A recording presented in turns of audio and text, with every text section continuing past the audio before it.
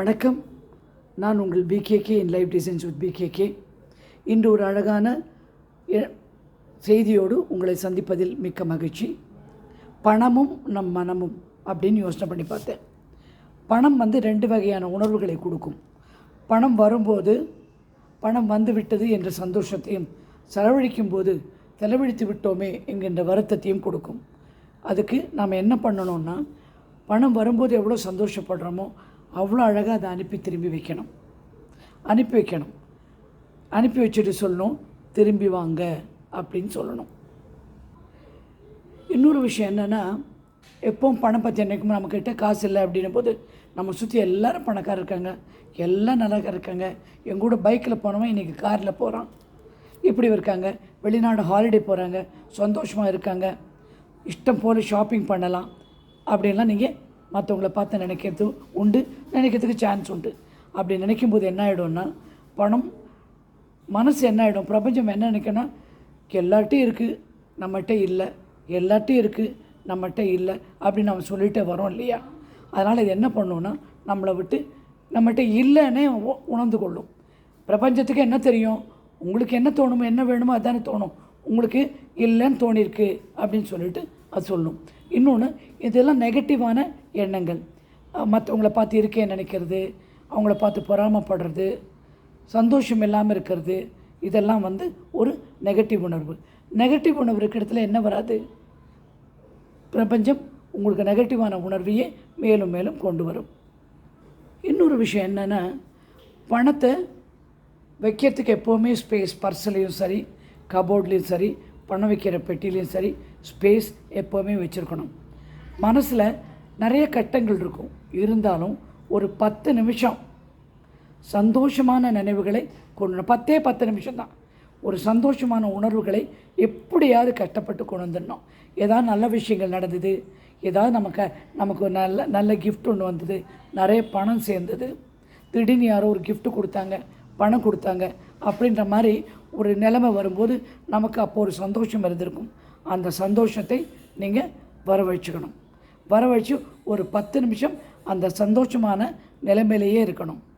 எப்போவுமே பணத்தை பற்றி யோசனை பண்ணும்போது அது நல்லது, அது அழகானது, அது அன்பானது, நம்மிடம் சேர்ந்து இருக்கிறது, இப்படி தான் நீங்கள் நினைக்கணும். அதை விட்டுட்டு பணம் போயிடுமே, இது இப்போ அப்போ போயிடுமே அப்படின்னு நினைக்கக்கூடாது. ஏன்னா அது போயிடும். இந்த எல்லா விஷயங்களும் ரொம்ப முக்கியமானது. நீங்கள் உங்களை பற்றி நினச்சிக்கிறது.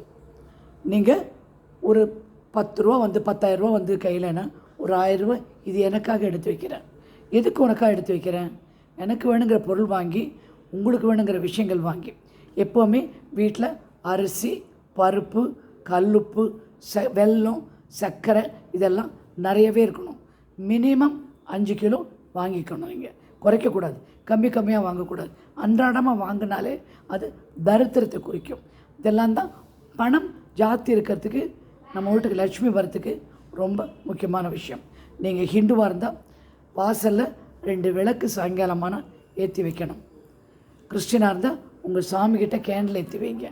முஸ்லீமாக இருந்தால் உங்கள் தொடுகை என்னவோ அந்தந்த நேரப்படி பண்ண வேண்டியிருக்கு இல்லையா, அதை பண்ணுங்கள். எந்த மதத்தினாலும் பணம்ங்கிறது ஒன்று தான், செல்வங்கிறது ஒன்று தான். செல்வ செழிப்புக்கான எல்லா விஷயங்களையும் நீங்கள் செஞ்சே ஆகணும். அதை எடுத்து வச்சுக்கணும், அதை பாதுகாப்பாக வச்சுக்கணும், அதை அன்பாக பார்க்கணும்.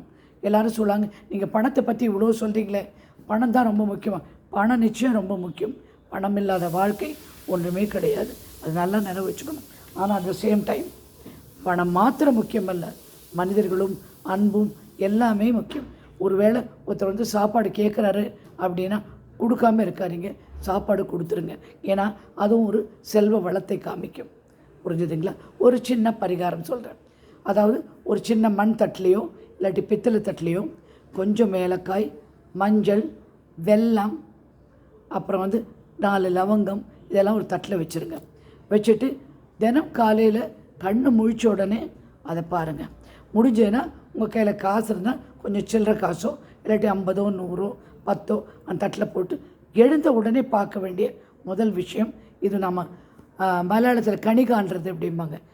நல்ல விஷயத்தை இது பார்க்கணும். புது வருஷத்தும் போது இதெல்லாம் வச்சு காமிப்பாங்க, விஷும் போதும் வச்சு காமிப்பாங்க. நீங்களும் அந்த மாதிரி செஞ்சு பாருங்கள், ப்ராக்டிஸ் நல்லா வரும்.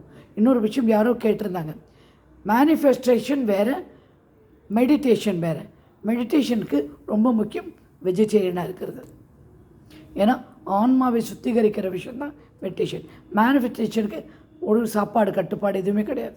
நீங்கள் நினச்சி ப்ரேயர் பண்ணி இது எனக்கு வேணும், வந்துருச்சு, இருக்குது அப்படின்னு சொல்கிறது தான் மேனிஃபெஸ்டேஷன். மெடிடேஷன் சுத்திகரிக்கிறது, உடல் மனம் எல்லாம் சுத்தமாக பண்ணிக்கிறது தான் மெடிடேஷன். இன்னொரு செய்தியோடு உங்களை மீண்டும் சந்திக்கிறேன். வணக்கம்.